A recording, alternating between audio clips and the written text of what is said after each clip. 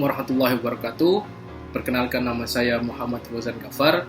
Saya dari kelompok 8. Pada kesempatan kali ini, saya akan menjelaskan tentang video tutor skenario 8. Baik, jadi teman-teman bisa lihat di sini skenario 8. Seorang wanita berusia 34 tahun datang ke poliklinik dengan keluhan benjolan di selangkangan sebelah kanan sejak 3 hari yang lalu. Berwarna merah dan terasa nyeri disertai demam, malese, nyeri kepala, nyeri sendi, nafsu makan berkurang, dan mual.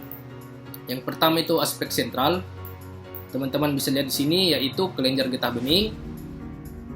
Ini gambarnya kelenjar getah bening, khususnya di bagian regio inguinal. Ini contoh gambarnya. Baik, selanjutnya apa informasi tambahan yang kami dapat berdasarkan dari hasil anamnesis. Suami keluhan sama 1 bulan yang lalu, kemudian ada BAB berdarah, nyeri anus, konstipasi, demam, dan teresmus. Kemudian dari pemeriksaan fisik didapatkan benjolan area inguinal kanan, konsistensi keras, pinggir, dan lunak di tengah, warna merah dan teraba hangat disertai nyeri tekan. Selanjutnya hubungan data dengan aspek sentral. Nah, di sini suami penderita mengalami gejala yang sama. Kemudian melakukan hubungan seks dengan istrinya, kemudian terjadi infeksi menular seksual dengan lesi primer pada serviks dan vagina. Serviks bagian vagina.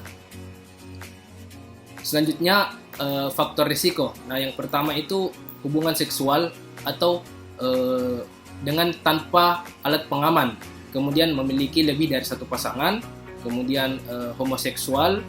Kemudian dari data statistik didapatkan kebanyakan usia di antara 26 sampai 48 tahun. Kemudian laki-laki lebih banyak daripada perempuan, perbandingannya sekitar 5:1. Kemudian melakukan anal seks. Selanjutnya hipotesis. Nah, yang pertama, suami terinfeksi bakteri Chlamydia trachomatis. Setelah itu melakukan hubungan seks dengan istri. Kemudian istri terinfeksi bagian kulit atau di bagian selaput lendirnya. Kemudian timbullah ulkus atau vesikel herpetiformis dan tidak nyeri. Kemudian infeksi menjalar melalui saluran limfe. Kemudian kelenjar getah bening regionalnya itu terjadi, muncul proctocolitis atau infeksi anus bagian rektum dan usus. Kemudian ada nyeri daerah anus dan tenesmus. Selanjutnya muncul gejala sistemik seperti sakit kepala, demam, mual dan muntah, dan malaise. Selanjutnya kelenjar membesar dan membentuk massa yang sangat nyeri dan teraba hangat. Kemudian terjadi abses, kemudian pembentukan saluran sinus, kemudian obstruksi saluran limfe dan edema kronik. Inilah khususnya itu lymphagranuloma venerum atau LGV.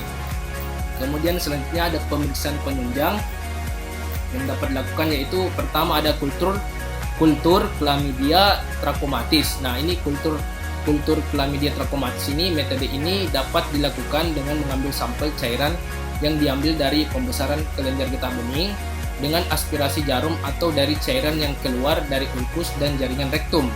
Meskipun cukup akurat, metode hanya memiliki tingkat keberhasilan kultur sekitar 30% serta cukup mahal dan sulit dilakukan.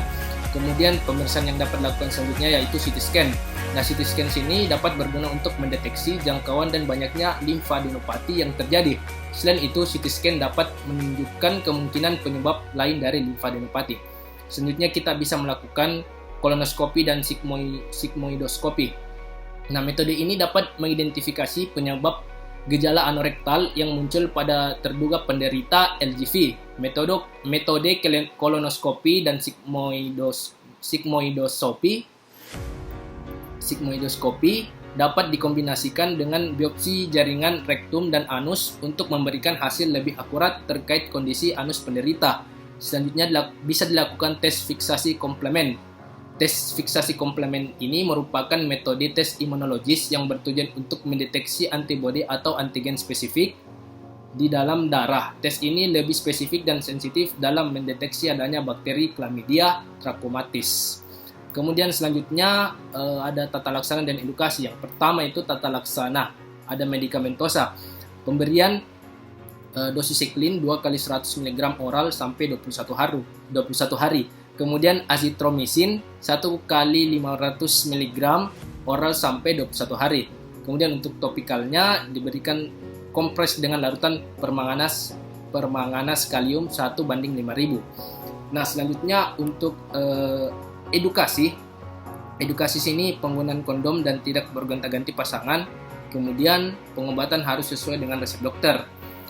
Kemudian perlu diingat bahwa baik penderita maupun pasangan hubungan seksual harus menghindari hubungan seksual yang tidak aman hingga keduanya selesai menjalani pengobatan LGV.